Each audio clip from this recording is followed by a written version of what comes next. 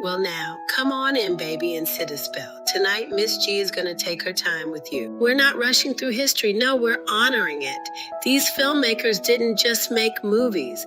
They fought their way into rooms that weren't built for them and then turned around and built new doors for the rest of us. Let's count it down from 10 to number 1. Here are my top 10 African-American film directors. Now at number 10, we have Julie Dash. Baby, Julie didn't just make films. She preserved culture. Coming out of UCLA during a time when Black women directors were almost invisible, she stayed committed to telling stories rooted in heritage. Her masterpiece, Daughters of the Dust, wasn't built like a traditional Hollywood film. It moved like memory, like poetry, like something passed down through generations. That film became the first by a Black woman to receive a wide theatrical release, and it influenced artists for decades after. But understand this, it took years for her vision to be fully recognized. Julie Dash stayed true to her storytelling, even when the industry didn't quite understand it. And that right there is what legacy looks like. And number 9, Melvin Van Peebles. Oh, now this man right here, he wasn't waiting on nobody. Before Hollywood was ready for Black stories, Melvin went overseas, learned filmmaking in France, and came back with a vision. When he made Sweet Sweetback's Badass Song, he financed it himself, directed it himself, and told a story Hollywood didn't want told. That film shook the system and helped spark the Blaxploitation era, but more importantly, it showed Black creators they didn't need permission. He was bold, unapologetic, and completely independent. Melvin didn't just open doors, he broke the hinges off. Coming in at number 8, F. Gary Gray. Now his journey started in music videos, working with artists like Ice Cube and Dr. Dre, and that rhythm, that style, you can feel it in his films. His breakout hit Friday became a cultural staple, folks still quoting it today.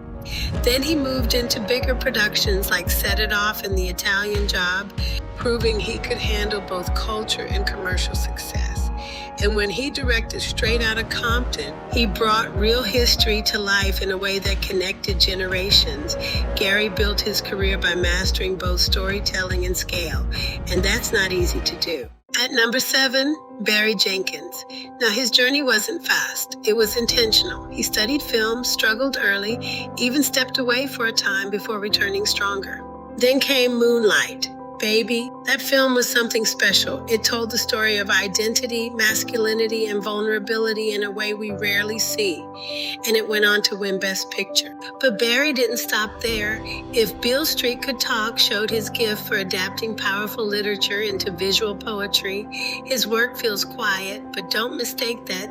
It speaks volumes. At number 6, Gina Prince Bythewood. She didn't follow trends. She followed truth.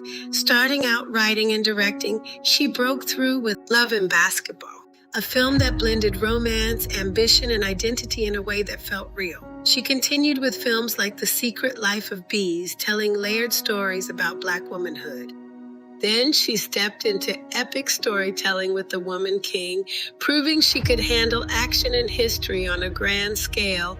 Gina built her career by honoring emotion, making sure our stories feel as powerful as they look. Right at number 5, Jordan Peele. Now, people first knew him for comedy, but baby, he had something deeper to say. When he stepped into directing with Get Out, he flipped the entire horror genre on its head. That film wasn't just scary, it was commentary. Then came Us and Nope, each one layered with meaning, symbolism, and social truth. Jordan took a risk leaving comedy behind, but that risk turned into a whole new lane in filmmaking. He showed us that Black storytelling can redefine entire genres.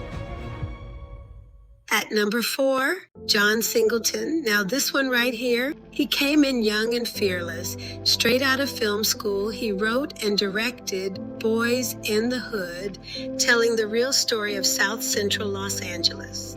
That film earned him an Oscar nomination, making him the youngest and first Black director nominated for Best Director.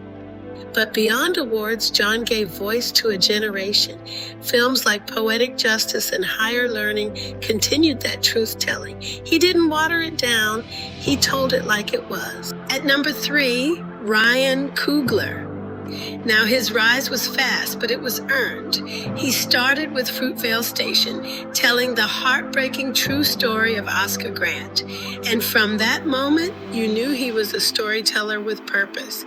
Then he stepped into Creed, bringing new life to a legendary franchise, proving he could honor legacy while building something new. Black Panther, baby, that wasn't just a movie, that was a cultural moment felt all around the world.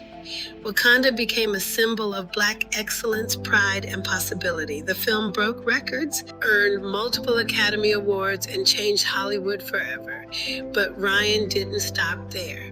In 2026, he reached the highest level, winning the Academy Award for Best Original Screenplay for Sinners. A film bold enough to blend history, horror, and truth, and powerful enough to earn him one of the industry's greatest honors. Ryan Coogler showed the world something undeniable, that when you trust a Black storyteller with a global stage, you don't just make movies, you make history. At number 2, Ava DuVernay. Now, she didn't come up the traditional way. She started in film publicity before stepping behind the camera. That means she learned the business before she reshaped it. With Selma, she brought history to life with dignity and power. Then came 13th, a documentary that opened eyes across the world about mass incarceration.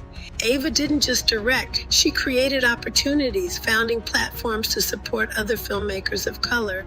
She built her lane and then widened it for others. And at number 1, Spike Lee. Now listen, Spike didn't ease into Hollywood, he shook it.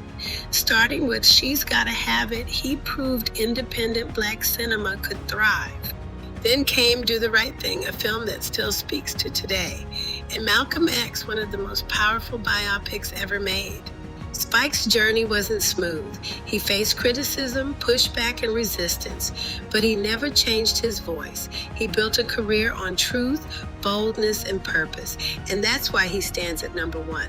Now you see, baby, these weren't just filmmakers, they were history makers.